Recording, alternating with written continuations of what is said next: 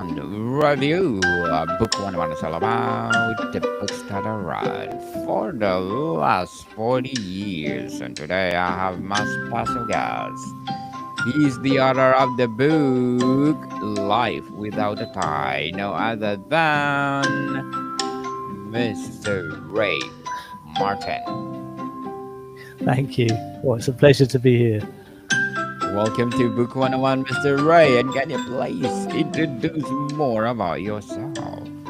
Sure, I'm from England, now in my 60s, and this book chronicles a period of my life where I left the UK in 2005 when I was in my mid 40s to take what was intended to be a 6-month sabbatical. And it went completely not according to plan. Some unforeseen things happened. I ended up living out of my backpack for 14 years, and the whole journey just completely rewrote my life and has changed it irrevocably ever since. And so many people stopped me during that journey and asked me why it was happening and what was happening. And they said, look, I'd like to give you my email address because if you ever write a book about it, I'd really like to read it. And I just laughed and ignored them.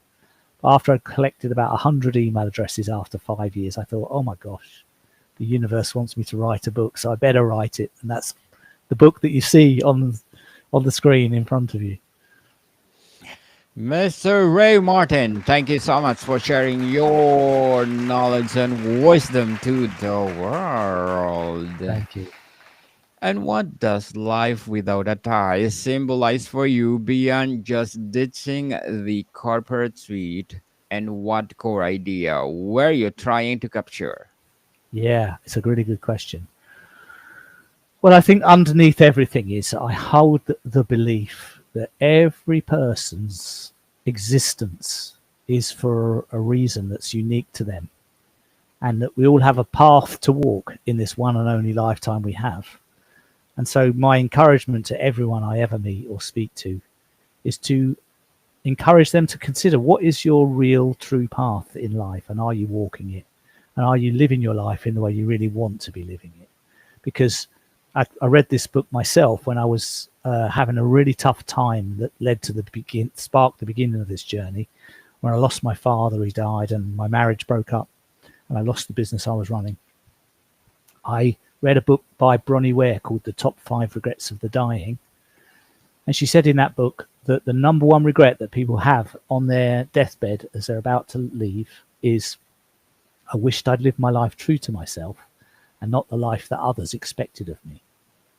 And when I read that, and I was feeling pretty low at the time, I thought, gosh, that's true for me. I've been living a life that others expected of me and doing it quite well. But I really didn't know what living true to myself meant or looked like or what it would mean on a daily basis. So I went on the sabbatical for 6 months in order to get an answer to that question. What does that look like for me? And it took me much longer to answer it, but that would be my encouragement to anyone. Find your own true path if you can, amidst the noise and the chaos of the world and the pressure to conform to living as what someone calls an off-the-shelf life story, because you don't have a picture of that. It's not a great thing. It's much better if you can find your own path. Mr. Ray, what was the pivotal moment or realization that pushed you from contemplating an unconventional life to actually taking the leap? Yeah, the critical moment was acting in a play in Australia, because I was so broken by the events of 2004 when my marriage broke up, and my wife was also my business partner, so it affected the company I was owning and running, and my dad passed away. I went to Australia just mainly to help someone else for a while because I couldn't figure out a way out of the darkness for myself.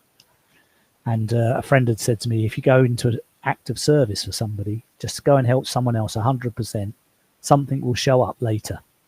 So I went to do that, looked after her in Australia for a month because she had breast cancer. And at the end of that trip, I went to visit another friend in Cairns in Australia, and she took me to the theatre to see a play. So I was watching the play and reading the programme, and they were auditioning for the next play, which was going to be on after I got back to England. and it was about an English member of parliament. And I said, just for a joke, I said, I should be in that play. I've got an English accent. And my friend said, well, I know the director is doing the casting. Why don't you audition? And I said, well, there's no way I'd ever get a part. I'm not a real actor. I'd have no training or anything. She said, yeah, I know. But why don't you just do it for fun? Because you'll still be here. So I did. And you know what? That piece of fun got me an offer to be the leading actor role in the play from the director. And I was totally blown away by it, never expected it. So I went and did that play for 3 months. And I realized in taking on becoming a character and learning the voice and the walk and how that character behaved and taking it on and mimicking that, I realized that Ray the businessman, I was living in London, he was also a character, but I'd never ever seen it before like that until I did the play. And I realized that my own life, I was playing a character, not just in the play. And that realization was so powerful. It led me to the decision to sell my house in London, to leave the business behind, and to go off and travel for 6 months to do the sabbatical. That was the catalyst. Oh, by the way, all of this story is in the book in detail, so I don't want to spoil it for anyone listening, but this is one of the reasons the book exists, for this story. Yes. No spoilers, people. And very well said, Mr. Ray. Beautifully articulated. Okay. What were your biggest fears before leaving the traditional path, and how did you overcome or learn to live with them? I had hundreds of fears. One was I'd never be happy again. All my happiness had evaporated. So that was one. Second was that I wouldn't have enough money, but I was living off savings and didn't really have a plan as to how that was going to work. And I'd planned to go back and carry on working. So that was another one. Things like I'd lose touch and lose connection with all my friends and family back home. So I started writing a blog when I left, because in 2005, blogging was quite a new thing. So I had to learn how to do that. I was afraid that I would just not sort out a future vision for myself. So I started a mindfulness practice, and I went and did a meditation retreat in a monastery with Buddhist monks to learn how to meditate and to learn how to become still and quiet inside myself, so that I could have access to my own innate wisdom and intelligence that I'd never really listened to as much as I do these days. So these were some of the things that I was really scared of and frightened about. Mr. Ray, how has your personal definition of success fundamentally changed since Massive. shedding the corporate identity? I think the biggest shift is that I don't measure success materialistically any longer. In the early days of my career, it was my salary and the size of my house and the number of things that I owned that determined the measurement of my success. But I had all of those things, and I was fundamentally unhappy because I didn't have full discretionary control over my time. I wasn't free to do whatever I wanted to do. My time was all obligated. So I was kind of trapped in a golden cage in that life. And now I would say that a rich man is the man who has total discretion over everything he chooses on a daily basis and does what he wants to do when he wants to do that, and has complete control over that domain. I'd say that's control over one's time is far more valuable than control over material things. And so for me, that's been one big shift. But also I measure my happiness daily now. It's like used to be happiness was measured if I achieved the business target in the company for this year, which is in a year's time, then I'll be happy. We'd hit the target and I'd be happy for a couple of days. And then I'd be back in the stress and the worry of achieving next year's. So it wouldn't last very long, the feeling of happiness. Now I get happy if I can put my head on my pillow at night and say, did I show up well today when I met everybody that I bumped into? Was I kind? Was I considerate? Was I collaborative? Was I understand? Was I compassionate? Was I the kindest and best I could be today? And if I can answer yes to all of those things, I go to bed really happy and fulfilled. And I'm very, very deeply content. Indeed, contentment is something else. Looking back, what's your initial motivation for leaving Is the same like burnout, curiosity, or delusionment the same as what you sustain you through the journey? Can you say that question again? I don't know if I understand it. Looking back, what's Yes. your initial motivation for living? Y- Is it the same what sustain you through the journey? no, I mean, I couldn't see a way to continue the life that I had. It completely imploded, and a major player in that life had gone. And Mm. so I just had to look at the decision financially, logically, and energetically, all of those things. But I think the greatest influence on my decision was my energetic view, because whenever I thought about going forward and finding a new business partner and carrying on, I noticed my energy was extremely heavy and I didn't feel like that. I just wasn't interested energetically. And when I thought about leaving it behind and starting afresh, even though that was a scarier choice in many ways because it was going into the unknown, there was more aliveness in that decision. And so I went with what felt alive and felt good and energizing. I went with that decision, and that was the initial motivation for leaving. Mr. Roy, what was the most unexpected aspect of living without a tie? Gosh, well, there's a few things in there. Like after I'd been traveling for 2 or 3 years, I started to see things that really touched me deeply in my heart, like an elephant sanctuary in Thailand and an orphanage in Nepal, which were doing great things but had very little money. And it started to make me think, what could I do while I was in those countries? What could I do to help them raise money to be able to get more things done? And I just by random chance, I met someone who was a marathon runner. I wasn't. I was just a 50-year-old Englishman traveling. And I said, tell me about marathon running. And he described it to me. He was 10 years younger than me, Daniel. And he described it. And as he spoke about it, I felt my body tingling with excitement. And I thought, oh, there's something in this for me. I said, do you think, Matt was his name. I said, Matt, do you think I could run a marathon? Because I want to raise money for these things and I could use that to raise money.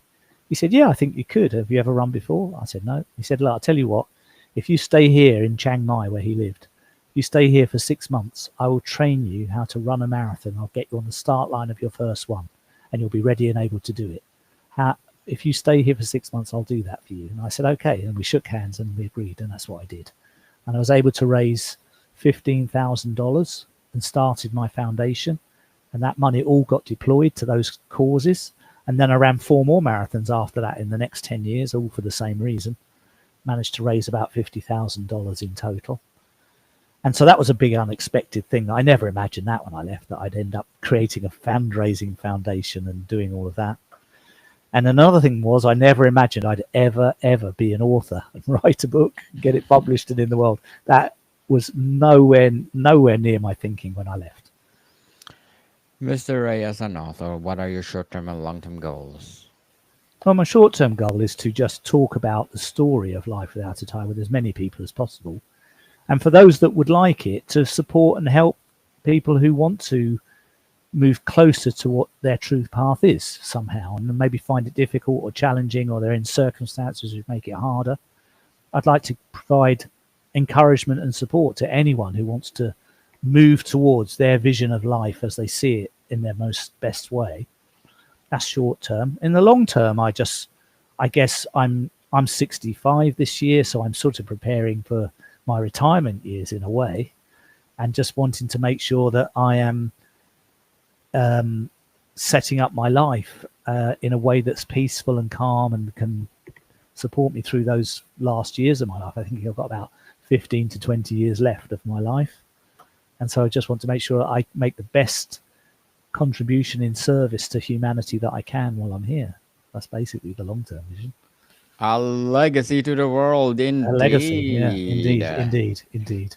Thank you for that legacy, Mr. Ray, You're welcome. and good luck. Good luck for your goals and Thank you. more and Thank you. more success. Thank you.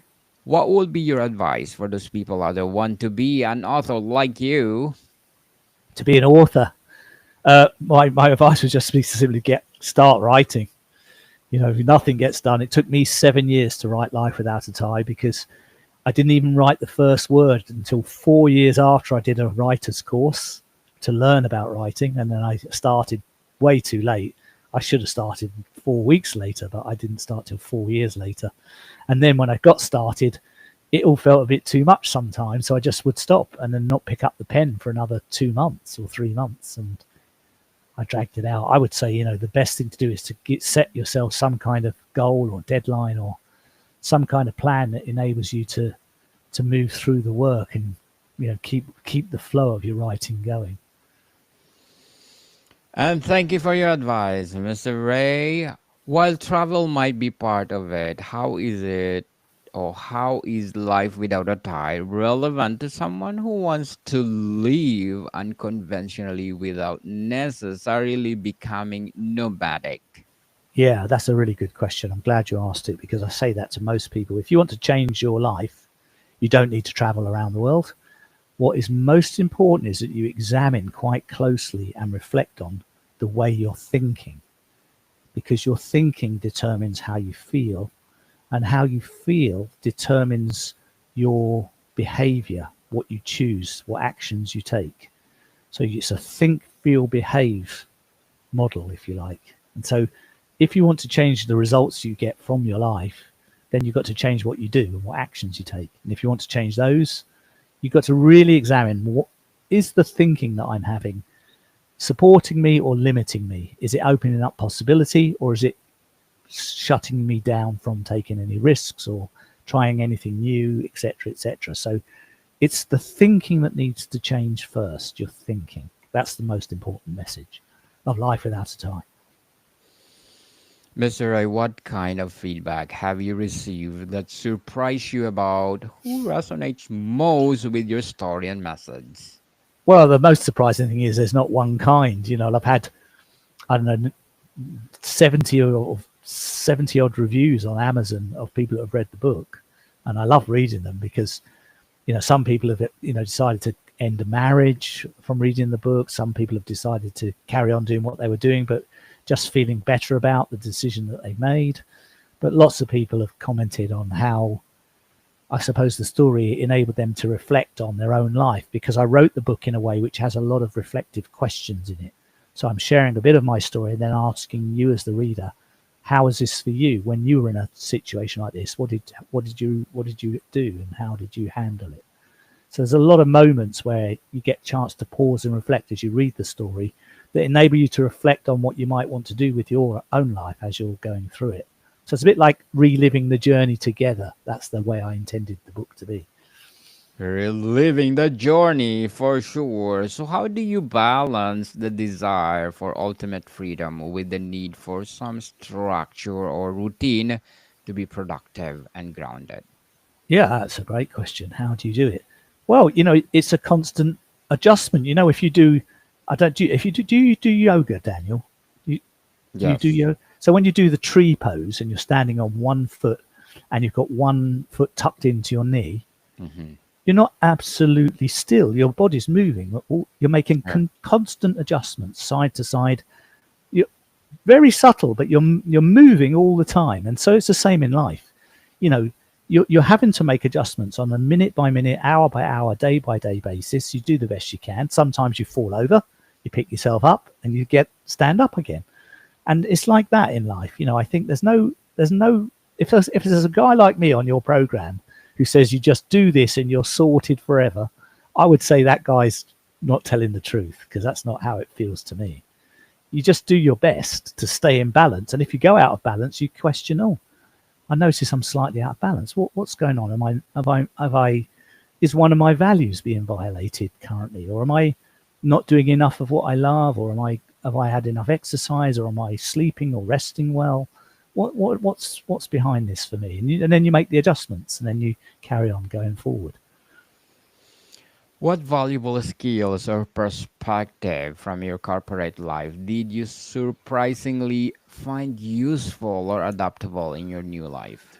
Oh man, I mean, definitely my communication skills. They're the most valuable anywhere ever, because when I was starting the fundraising program, I was talking to people non-stop, day and night, and trying to interest them and inspire them to make financial contributions and donations to the campaign.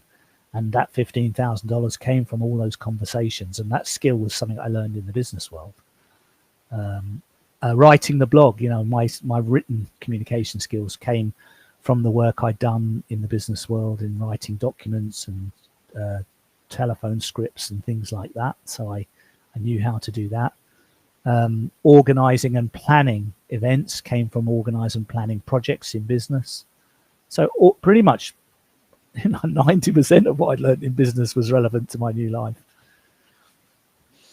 Very well said, Mr. Ray. Communication indeed is the key to success. Yeah. And before we wrap up our discussion for today, Mr. Ray, I'm inviting you to please do listen to my other podcast, people. My other podcast, because my abstract essay is already in 5th season, abstract poetry in 2nd season, and my book 101 review in 5th season too, comedy 101 in 2nd season, and food 101 in 5th season as well, geography 101 in 4th season, and my baby podcast, Law 101 and Mental Health 101. Love Letters in 4th season, as well as Movie 101 review and Music 101, and Science 101 and Sex 101 in its 1st season. Please listen to them wherever you listen your podcast. Mr. Ray, ultimately, what do you hope readers take away or do differently after reading Life Without a Tie? Well, my answer to that question would be to feel like the vision that you have for yourself in the way you dream it at your best is something you can actually make manifest, but it might seem daunting or difficult when you think about it as one big step. So I would just say, what is the very first tiny little small step that you could start to think about taking that would take you from the life you're in right now towards that vision you have of the life that you can see that's much more you. What's that one small step you can take, and have the courage and somehow to take the one small step and see where it leads you and how it feels. Mr. Ray Martin, thank you so much for your legacy to the world. Life Without a Tie, and hoping for more and more and more empowering books like this to come. So can you please invite our listeners to support Life Without a Tie? Thank you. So where do people buy your books? Your book, Mr. Ray? On Amazon is the easiest in America. Yes, where books are sold, people. And let's support Mr. Ray Martin, people, because if you support him, as I said, more and more and more empowering books like this to come. So, Mr. Ray, thank you so much for your time. My pleasure, Daniel. More to come, people. See you soon.